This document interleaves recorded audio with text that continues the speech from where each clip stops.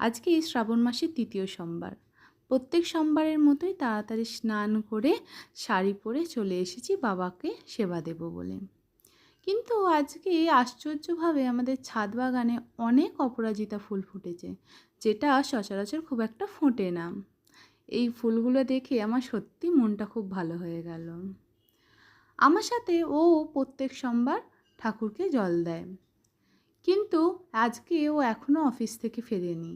সেই কারণে আমি আগে থেকে গিয়েই ঠাকুরকে পরিষ্কার করে সুন্দরভাবে সাজিয়ে রেখে দিচ্ছি, যাতে ও এলেই আমরা দুজনে জল ঢালতে পারি।